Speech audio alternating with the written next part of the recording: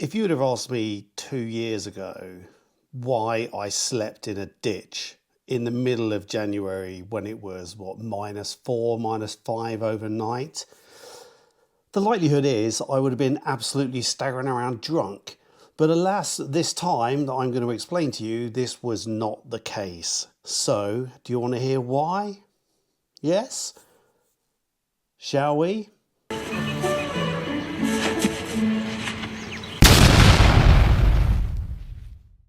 My name's Jason, and I started the Human Impact channel to be able to share the human impact of the things that we do.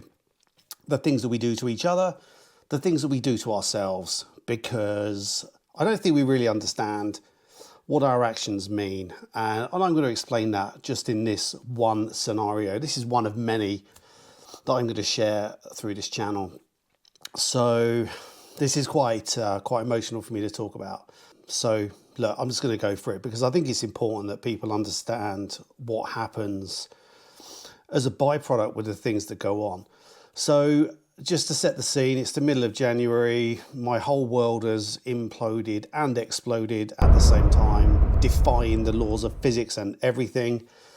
I'm staying in a tiny, tiny little room in Norfolk, just outside of Hunstanton, along that coastline. Tiny, tiny little room. It's freezing cold, and things are escalating, to say the least, around me.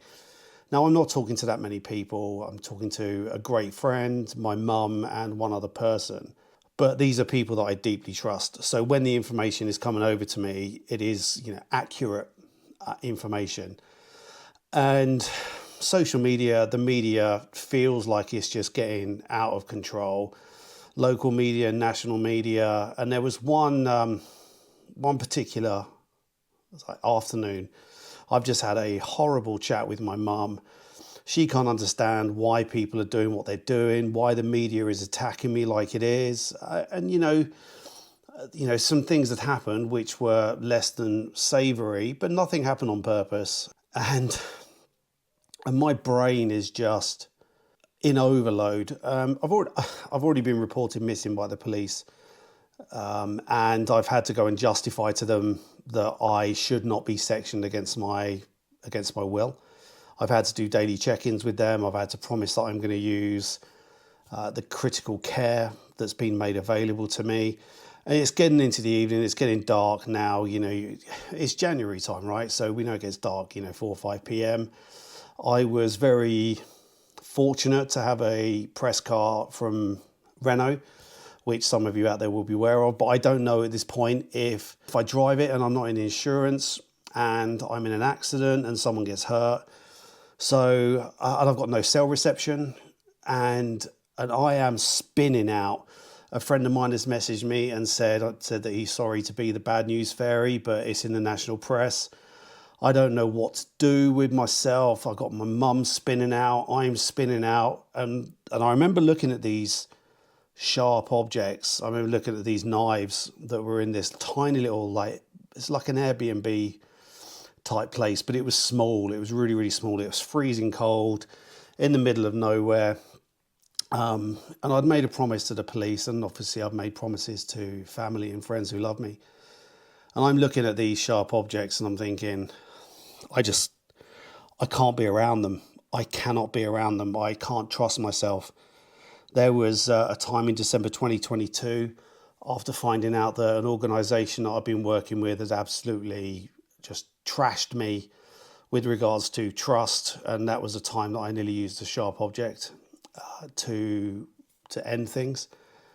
So I'm looking at these sharp objects and I'm thinking, I just can't be here. I can't be here. I can't drive my car. I've got no cell reception. There's no buses running, and I've got like £6 to my name in cash.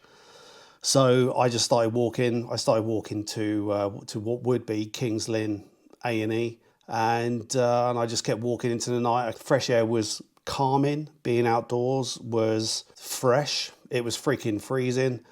I'd kind of packed or just grabbed stuff in a hurry. This wasn't a highly calculated decision to flee. This was made in terror to remove myself from the situation. So it's not like I'd been packing for ages. Around the house there was bags packed for going to Africa. There was kit packed. There was, a passport ready to go, flight stuff ready to go, and I just had gone into a complete terror meltdown. So it's not like I'd packed to go and sleep in a ditch overnight.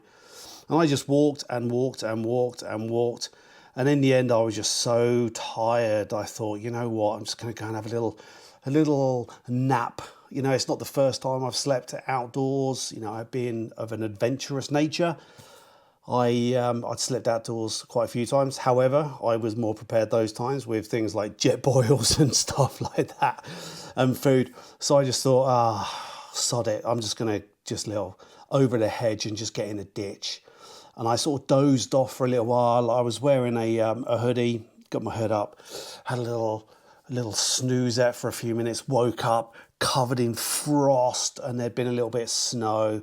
I was like, oh God, and I'd sort of come more to my senses by this point, possibly on the wrong side of hypothermia. So I've kind of got up and started speed walking my way back. And by the time I got back, I'd sort of cleared my head around a little bit, got onto the internet, used some of the mind crisis or critical care stuff that they've got. There's one really useful part where you can just type and type and type and type, and when you press send, it just disappears. So it's almost like an offload. And by then I was kind of like cleared the crap out a little bit. So I'd already been through that sort of no. But this, let's just talk about this for a second. This is a byproduct of, okay, first of all, the whole situation is caused off of me not managing my own well-being and this leading to collapse. But let's just think about all of those other things that were going on behind it. People going to Facebook groups to annihilate me. People going all over social media. Zero regulation of the comments. The lies and misinformation that were going on. At some point, I will highlight, I'm not going to mention names, the freaking lies in things like police statements and the stuff that kind of led to these things. I will highlight some of this when I can, maybe. I don't know, I've already talked about second thought and first action. But this was as a byproduct of national press, the media, the trough-swilling scumbags that are out there sensationalising things, content, information, creating drama for their own good. We know, right? We know the media are out there for themselves. Clickbaits, polarisation. Yet we're feeding this. We are feeding them. We're like putting old leftovers and crap, that misinformation, lies, performative drama into this trough for the pig swilling scum to go out there and just feed on it. And I guarantee to you, you do not want to be on the other end of this stuff. It is horrific. I had to literally sleep in a ditch overnight in the cold to remove myself away from objects that could have led to me not being here. Now just think about that for a second. Think about all of these people that are out there being annihilated. We are feeding this, right? We are doing this. The rage, the savagery that is going on out there. And that is what led to that. I am so glad that I'm away from alcohol, because God knows what could be going on in my mind at the moment. Having that clarity of thought around certain things, thankfully, is allowing me to maintain a level of control. Oh yeah, and counselling and medication. I've just had my medication increased to an SNRI now, according to the doctors, because it's quite a stressful time in the world. But that's as an aside. For this one, I just wanted to talk through that night that I spent in a ditch. And interestingly, I think that was the same evening that someone posted on social media, I don't know why Jason is so upset. I've just seen a picture of him sat by a swimming pool in Spain or Portugal, I think it was, with a cocktail. What the shit? This stuff is just plain out and out lies.